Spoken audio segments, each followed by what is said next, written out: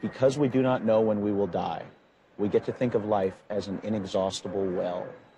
And yet everything happens only a certain number of times, and a very small number, really. How many more times will you remember a certain afternoon of your childhood, an afternoon that is so deeply a part of your being that you can't even conceive of your life without it? Perhaps 4 or 5 times more? Perhaps not even that. How many more times will you watch the full moon rise? Perhaps 20. And yet it all seems limitless. Looking back through all the faded pages on show, looking back until the rain I let settle goes. They are the lost we embrace, so close, so far now. With your photograph, there's a picture frame saying forget.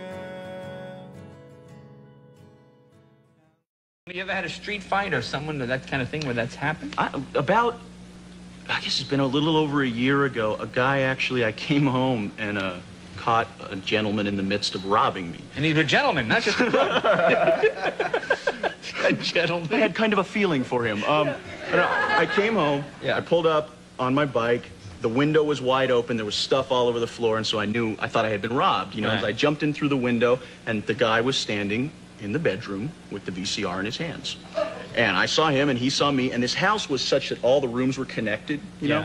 So he starts running, I start running, we chase like a Three Stooges routine, go around and around the house, you know, 2 or 3 times. You could never, I would love to try and capture on film sometime the immensely silly and stupid things that happen in real-life situations like this, you know? So anyway, he ended up taking a knife from the kitchen on his last circuit through, and we squared off in the living room. And I got this little scar on my thumb there out of it, actually. The knife? You probably can't see, but I ended up taking the knife away from him, and the police came and took him away.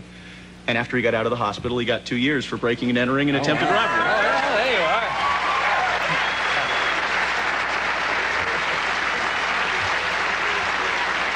But you know, the thing And about a fine gentleman he was. the thing about it that kind of got me was I have these pictures, these large, I mean, they're this big, these blown-up pictures of myself and my father, you know, when I was a child, but my father is very much recognizable as my father to the majority of the world, you know, and I was always wondering, they're right on the walls, I was always wondering if this guy was in the midst of robbing me, and he was kind of like, let's see, nah, it couldn't be, you know?